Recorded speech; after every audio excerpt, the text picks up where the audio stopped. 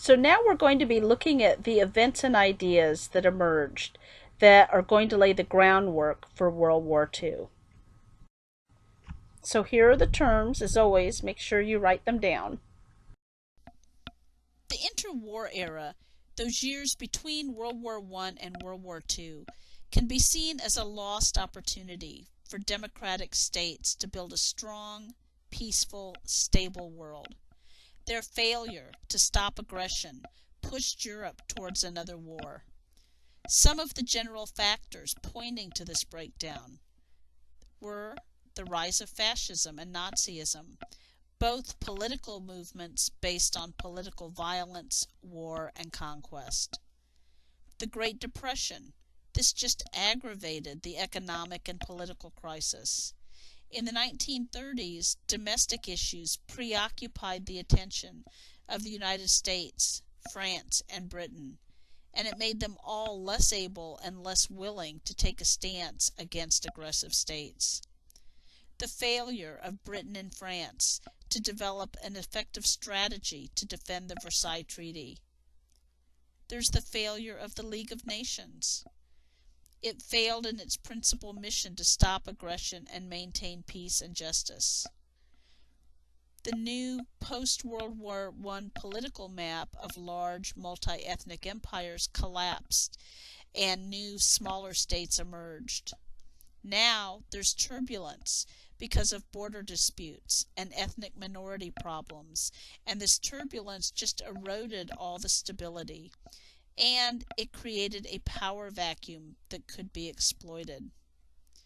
Hitler was the major cause of World War II. His foreign policy goals were outlined in Mein Kampf. So what were his goals? Well, he called for expansion and war to create a greater Germany.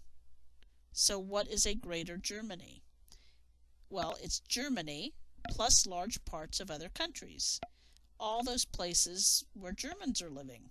So think of the areas that Germany lost after World War I. German-speaking people live there. He wants those areas returned to Germany. This idea spelled a lot of trouble for a lot of states. He wanted to expand frontiers to incorporate all Germans. Then there's Lebensraum, more living space for the master race. Hitler called for a war of conquest against Russia to exploit their resources. There's extreme racism. This is the core of Nazism. Hitler called for the exploitation of racial inferiors, especially the Slavic-speaking people of Europe. They were considered subhuman. They were, he said, fit only to be slave workers. He called for the Jews to be collected, liquidated, and deported. Hitler's program was at odds with the core ideas and values, reason and liberty, of Western civilization. To make matters worse, the British and French policy of appeasement allowed Hitler to succeed. So think about what it means to appease somebody. It means to just make them happy. Appeasement was the idea that Britain and France would try to deal with Hitler. They would try to placate him by agreeing to some of his demands in order to maintain peace and order. The problem? This rested on a false assumption that Hitler could be reasoned with and that he was fair-minded. He couldn't, and he wasn't.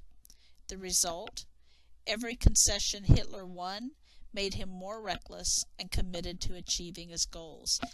Think about a kid in the lunchroom, that old standard story.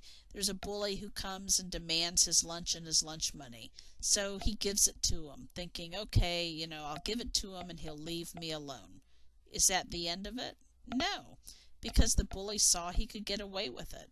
And so the next day he's back, wanting the same thing and maybe even more. That's what happens here. So why would Britain and France choose to pursue appeasement? Well, let's look at some of their reasons and motives. World War I. Both Britain and France were haunted by the memory of this war. They were willing to do anything to avoid a bloodbath, whether it's using diplomacy, whatever. They just wanted to avoid another war. Britain and France, without the political and military support of the United States, were both unprepared for war, especially an offensive war against Hitler in the 1930s.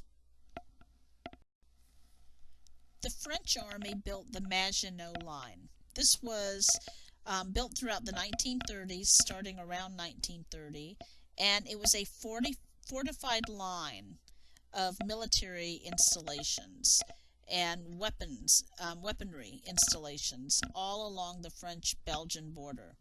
It was a defensive measure preparing for the next war.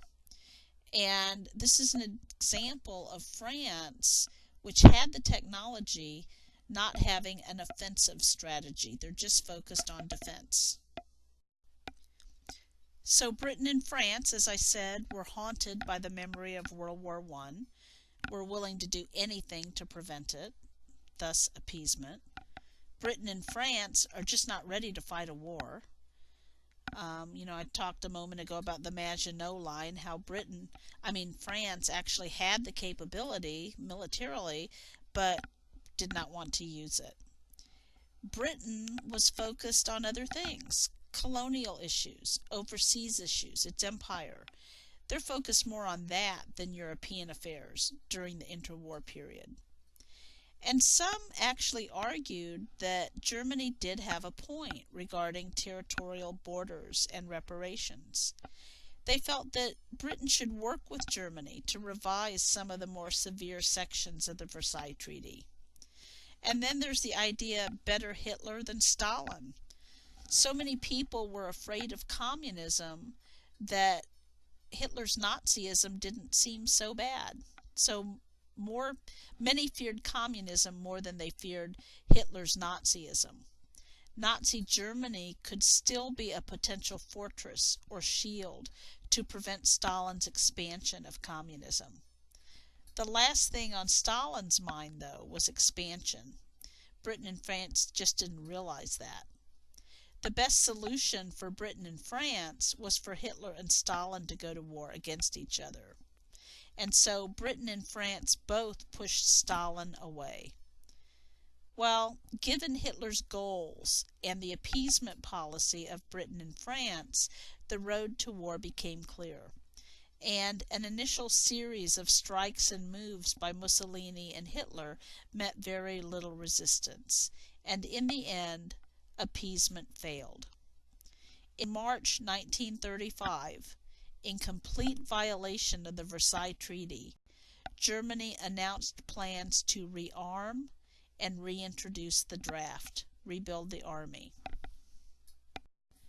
Also in 1935, Italy invaded Ethiopia, part of Mussolini's dream of an African empire. Hundreds of thousands of Ethiopians were killed in Italian gas and chemical warfare. Britain and France protested using the League of Nations, and the League of Nations voted for a trade embargo on all products except oil against Italy. The United States, not being part of the League of Nations, was not part of the embargo. Germany's response? Remove itself from the League of Nations and ignore the trade embargo. So in the end, Mussolini is successful. Then we have the Rhineland in 1936. Germany announced that it was going to remilitarize the border between France and Germany. This was a strategic frontier area that Germany had lost after World War I. So if you click the down arrow, you will see the area I'm talking about over to the left. So Hitler sends his German troops in, and this was his boldest move so far. Now, what nobody realized was that Hitler actually gave two sets of orders. He was gambling. One set of orders said, if anybody fires, retreat, because Hitler's not ready for a war. The other set of orders said, if nobody stands up to you, go in and take over. that's what he does. He wins his gamble and takes over the Rhineland. The success of Hitler and Mussolini resulted in the Rome-Berlin Axis in 1936. This was an alliance between the two leaders and their countries. 1936 was a banner year for Hitler. He won international applause for hosting the Berlin Summer Olympics, and he wanted to use this as a showcase for the new and improved Germany. What's really interesting is Hitler and the Nazis are promoting the Germans as being the superior race, and yet one of the top medal winners at this Olympics was an American, Jesse Owens, a black sprinter. He won 4 gold medals and broke the myth of the German master race at these games. And here you see Hitler and Nazi officials at the 1936 Summer Games at the opening ceremonies. And here's something interesting. If you lived in Germany in these years leading up to the Summer Olympics, you would be inundated with anti-Semitic propaganda. There would be posters everywhere. You'd be seeing films, listening to it on the radio. It's just everywhere. All of that disappeared during the 2 weeks of the Olympics. And it's because there were visitors from around the world. And while Hitler wanted to use the Olympics to showcase what he'd done with Germany, he evidently didn't want outsiders seeing everything. Seeing the success of Hitler and Mussolini, other would-be aggressors were empowered, and they began demanding their own land. Economic problems and ethnic tensions just continued to contribute to the instability in Europe, which in turn helped fascist dictators gain power. Eventually, right-wing dictators emerged in every Eastern European country except Czechoslovakia and Finland. Like Hitler, they promised order and won the backing of the military and the wealthy. They also turned to anti-Semitism, using Jews as scapegoats for many national problems. In the 1930s, Franklin Roosevelt, our president, tried to explain why so many nations had rejected democracy. He said, and this is a quote, "Democracy has disappeared in several great nations, not because the people of those nations dislike democracy, but because they have grown tired of unemployment and insecurity, of seeing their children hungry while they sat helpless in the face of government confusion and government weakness. Finally, in desperation, they chose to sacrifice liberty in the hope of getting something to eat." One example we see of this is the Spanish Civil War. This was a victory for fascism and a defeat for appeasement. General Franco's military and right-wing forces tried to overthrow the Spanish Republic.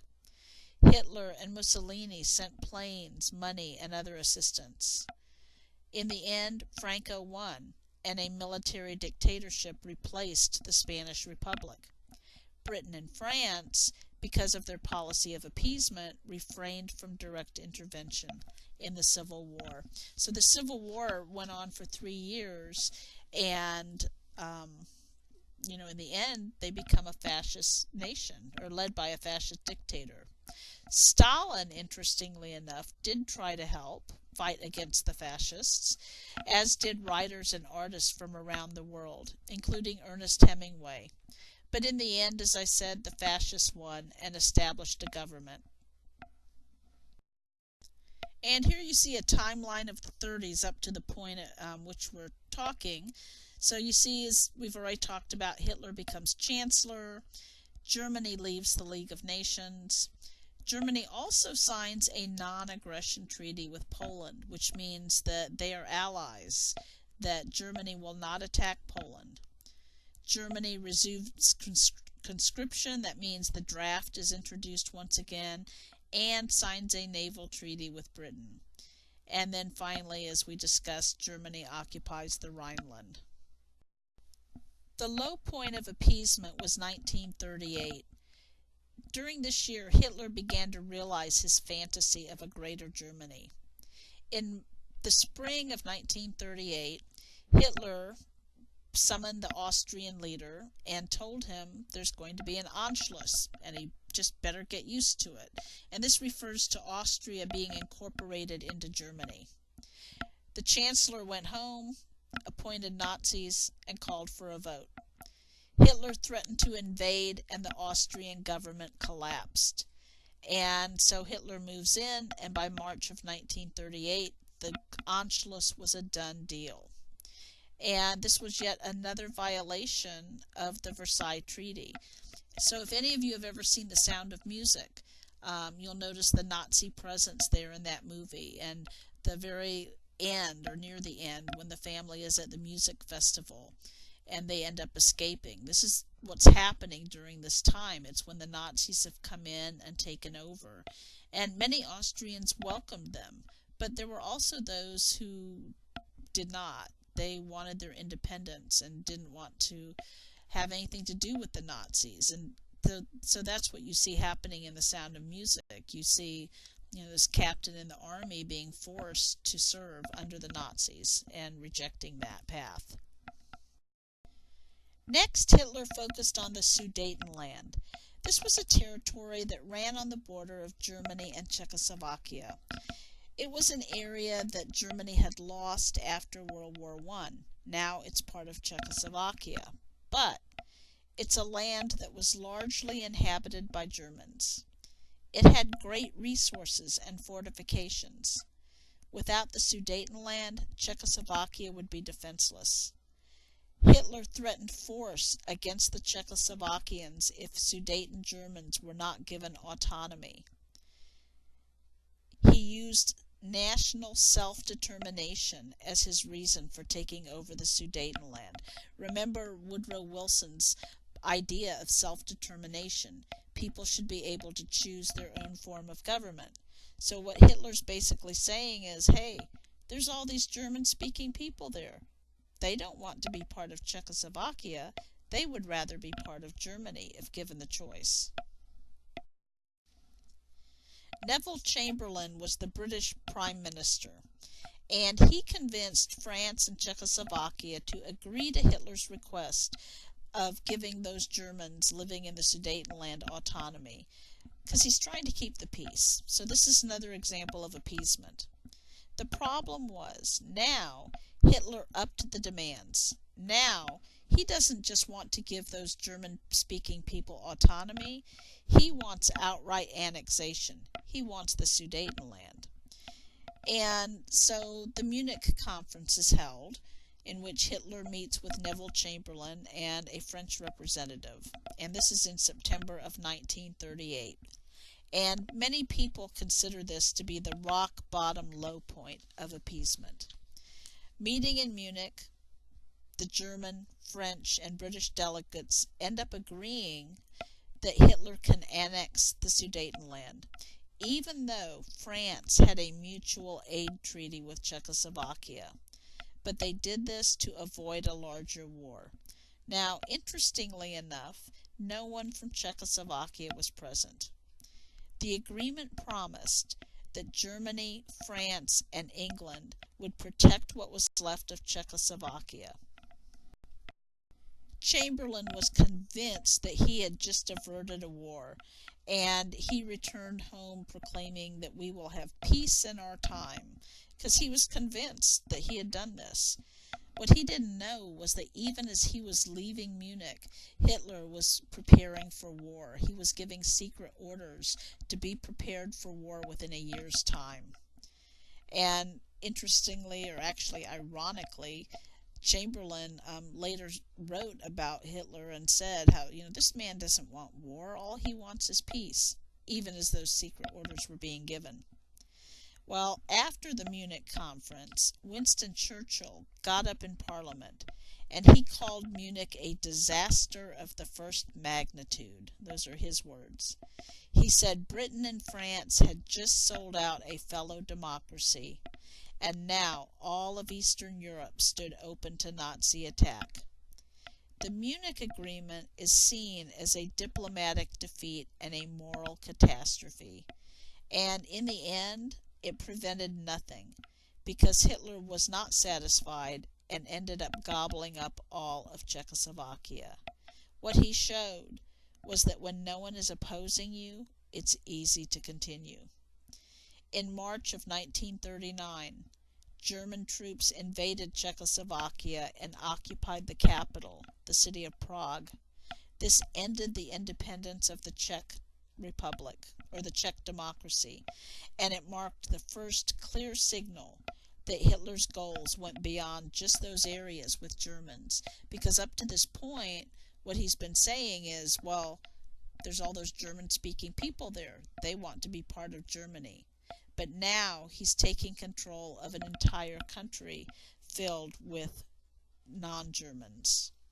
The invasion of Czechoslovakia and the occupation of Prague were part of his program of Lebensraum and marked the end of appeasement. So here is a little recap of what I've just talked about. We see the Anschluss, the Sudetenland, followed by the invasion of Czechoslovakia, and the end of appeasement, when Britain and France warn Hitler and say no more. What's so ironic is that even with everything I've just talked about, Hitler was named the Man of the Year by Time magazine, the American magazine. And yes, he's taking over parts of Europe. But what they were looking at, too, was how he rebuilt Germany, how he brought Germany from this country that was suffering so severely in the aftermath of World War I and then with the Great Depression, how he takes this country, rebuilds it, makes unemployment almost non-existent, and so forth. A bit ironic, though. Hitler was moving to build a new Germany. He appealed to nationalism by recalling past glories. Germany's First Reich, or empire, was the medieval Holy Roman Empire. The Second Reich was the empire forged by Bismarck in 1871. Under Hitler's new Third Reich, or empire, he boasted, the German master race would dominate Europe for 1,000 years. Young Nazis would say, today Germany belongs to us, tomorrow the world. And as many discovered, turning a blind eye to what was going on could be very dangerous. Martin Niemöller was a German Protestant minister.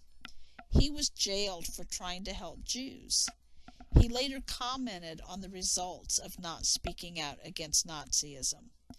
He wrote, "The Nazis came first for the communists, but I wasn't a communist, so I didn't speak up.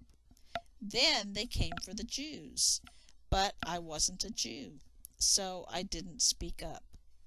Then they came for the trade unionists, but I wasn't a trade unionist, so I didn't speak up. Then they came for the Catholics, but I was a Protestant, so I didn't speak up. Then they came for me. By that time, there was no one left to speak up."